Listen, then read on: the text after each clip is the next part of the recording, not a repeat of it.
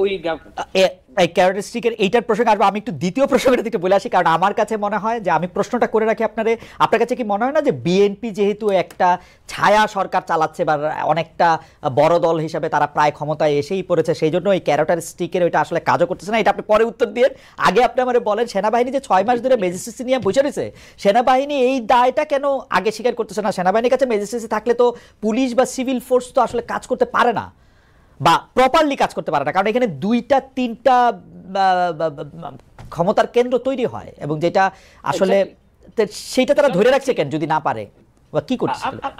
মানে I don't think যে তারা ম্যাজিস্ট্রেসি পাওয়ার থাকলে ওইটা ইউটিলাইজ করতে পারে। মানে ম্যাজিস্ট্রেসি পাওয়ার যখন দেওয়া হয়, এটা একটা ভেরি শর্ট স্প্যান, ওই ইলেকশনের আগে ওই ধরনের সময় এটা এফেক্টিভলি ইউজ করা যায়।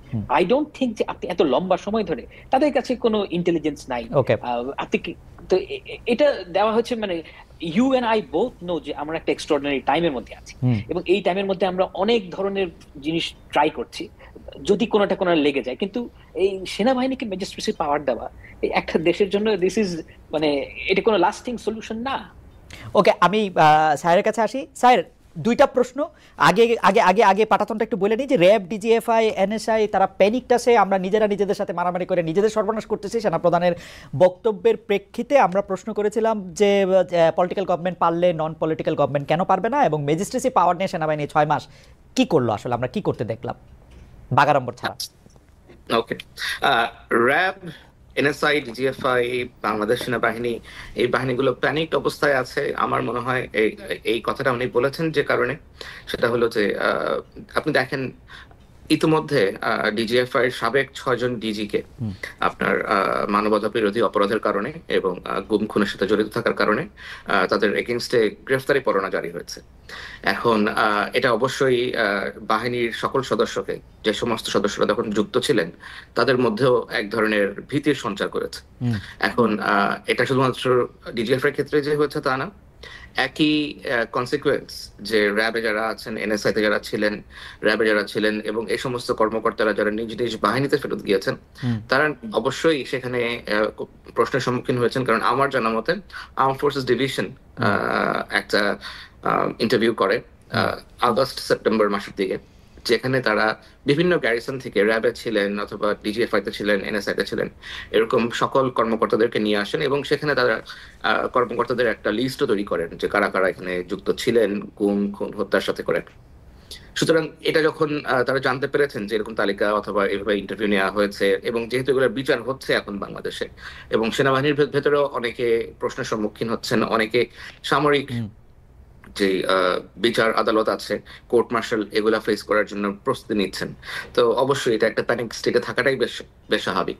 এবং এছাড়া যখন বাইরে থেকে অথবা দেশের ভেতর থেকে, তো এখন তো ধরেন অনেকেই বিভিন্ন বিষয় নিয়ে আলাপ আলোচনা করছেন, এবং এত বেশি মিস ইনফরমেশন, ডিসইনফরমেশন ছড়াচ্ছে যা এই বাহিনীগুলোর সদস্যদেরকে, তাদের পরিবারদেরকেও আতঙ্কিত করে তুলছে। আমার মনে হয় উনি এটাই বোঝাতে চেয়েছেন। ওকে, আমি ম্যাজিস্ট্রেসি এবং অন্য প্রসঙ্গটাতে পরে আসতেছি।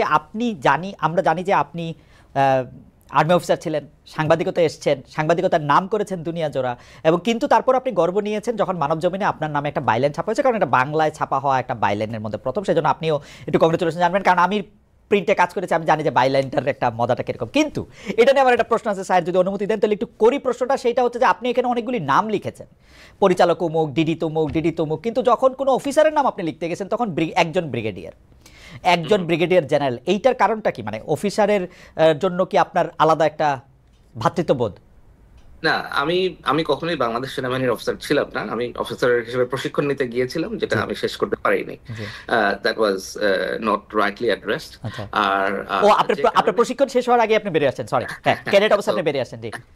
ওকে, তো ওই ব্রিগেডিয়ার সাহেবের নাম কেন নেওয়া হয়নি? কারণ ব্রিগেডিয়ার সাহেবের নাম আমাদের কাছে ক্লিয়ার করা হয় নাই। আমি আমার যে সূত্র আছে, সূত্র মাধ্যমে নামটা বলতে চাই নাই, আগ্রহ প্রকাশ করে নাই, বাট আমি জানার চেষ্টা করেছি, and I was not very sure যে ওই ব্যক্তি কিনা। সুতরাং যে ব্যক্তি কিনা, এটার নাম আমি কিভাবে? কিন্তু পরিচালকদের যাদের আপনি নাম দিয়েছেন তাদের ব্যাপারে, বা উপপরিচালক, সহকারী পরিচালক, তাদের ব্যাপারে আপনি শিওর ছিলেন মোটামুটি? ওকে, হ্যাঁ, মোটামুটি শিওর ছিলেন তাদের ব্যাপারে, যাদের পরিচালকদের নাম, তাদের ব্যাপারে মোটামুটি শিওর ছিলাম। হ্যাঁ, ওকে, আমি আবার একটু ফাহাম আপনার কাছে আসি যে ফাহাম, আমি বিএনপির কথা বলতেছিলাম যে এখন যে আসলে সরকার থেকে আসলে কাজ করতে অনেকে পারতেছে না, কারণ আসলে কে ক্ষমতা আসবে না আসবে, সেইটা কি বিএনপি এরকম একটা ভাইব দিচ্ছে যে তোমরা ইউনূস সরকারের সাথে মোটামুটিভাবে কাজ চালায় যাও, আমরা আসলে ঝাঁপাই পড়ে কাজ করো বিকজ তোমরা আমাদের লোক এবং আমরাই আসতেছি ক্ষমতায়? না, it's not nothing like that. মানে ব্যাপারটা হচ্ছে যে বাংলাদেশের মানুষের একটা নিজস্ব আন্ডারস্ট্যান্ডিং আছে সকল অর্গানাইজেশনের ভেতরে। এখন আমি যখন একটা সত্যি কথা বলি, আমি প্রথম তো চাই 15ই আগস্ট। 15ই আগস্ট থেকে আমি ভাবছিলাম যে বাংলাদেশে তো বিএনপির উপর থেকে গত এই 15 বছর যে স্টিম রোলার গেছে এর লোক খুঁজেই পাওয়া যাবে না। আমি গিয়ে দেখলাম উল্টা জিনিস, মানে সবাই মানে ওভারনাইট সবাই বিএনপি হয়ে গেছে। এখন এটা তো বিএনপি কে বলে নাই কাউকে গিয়ে, কিন্তু ব্যাপারটা হচ্ছে যে বাংলাদেশের মানুষ উঠতি সুরজকে পূজা করে, যখনই যেখান থেকে সুযোগ পায় তখন সে সবাই কেবলা চেঞ্জ করে ফেলে খুব তাড়াতাড়ি। তো ওই ঘটনাটা ঘটেছে। এখন তারা নিজেদের মধ্যে, আমার কাছে মনে হয় না যে BNP has got a very মানে clear path to power, it has to win the vote of Bangladeshi people, এবং সেই ঘটনাটা বিএনপিকে নিজেই করতে হবে। কিন্তু এই ঘটনা ঘটার আগেই একটা ইনস্টিটিউশনের সবাই যদি মনে করে যে আমরা বিএনপি হয়ে যাবো, এটার তো আসলে দায়ভার বিএনপির না। এবং আই ডোন্ট থিঙ্ক যে বিএনপি হিউজ প্রেশার আছে, দুই একটা ইস্যুতে আছে প্রেশার গভর্নমেন্টের উপর, কিন্তু ডে টু ডে রানিং এর ব্যাপারে নো, আই ডোন্ট থিঙ্ক বিএনপির খুব একটা লেভারেজ আছে গভর্নমেন্ট। আমি জানি না, মানে আমি কিছুদিন আমার কিছু বন্ধু আসলে সরকারের কর্মকর্তা পর্যায়ে আছে বলে তারা কিন্তু আমাকে একটা উল্টো ধারণা দিয়েছেন যে ফার্ম, যে আসলে সরকারের কোন কি পজিশনে কে বসতেছেন সেটা অনেকটাই বিএনপির কথা মাথায় রেখেই সেটা বসানো হচ্ছে। যাই হোক, সেটা আরেক প্রসঙ্গ, কারণ এটা আমিও এটা বলতে চাই না, কারণ আমি স্যারের মতো এটা প্রমাণও করতে পারবো না, সেজন্য আমি এটা বলতেছি না। আমি একটু স্যারের কাছে আসি। স্যার, আপনি বিএনপি সম্পর্কে আপনার ফেসবুক স্ট্যাটাসের মধ্যে ছোট্ট একটা জায়গা আপনি একটু ছোট্ট করে বলছেন, সেইটার জন্য যদি আপনি একটু কথা বলেন, এইটার বিষয়ে আমি একটু ফার্মে বলতে চাই যে বিএনপি মানে ভারতের ভরসা বিএনপি, আপনি এরকম একটা কথা বলছেন, আপনি এইটা কেন বলছেন, এটা কি একটু বলবেন আমাদের যে ভারতের ভরসা কেন বিএনপি? এটা আসলে আমি বলি নাই, এটা একজন বিশিষ্ট ব্যবসায়ী জনাব এ কে আজাদ, যিনি একজন সাবেক এমপি ছিলেন, আওয়ামী লীগ সংশ্লিষ্ট, ফরিদপুর থেকে ইলেকশন করেছেন, তার মালিকানাধীন একটা পত্রিকা আছে দৈনিক সমকাল, সমকালের একটা মতামত। আমি সেটা রিফিউট করেছি যে এই ধরনের ন্যারেটিভ আসলে কেন সেট করা হচ্ছে যে ভারতের ভরসা বিএনপি, এটা বলতে পারে কিনা। আচ্ছা, আপনি কি মনে করেন যদি ভারত এখন আওয়ামী লীগ নামক ক্যাবলাটা বদলায় অন্য ক্যাবলার দিকে যদি যাইতে চায়, ও কি আসলে বিএনপির দিকেই যাবে বা যাইতেছে? এখন ভারত কার দিকে যাবে সেটা তো তাকে সিদ্ধান্ত নিতে হবে।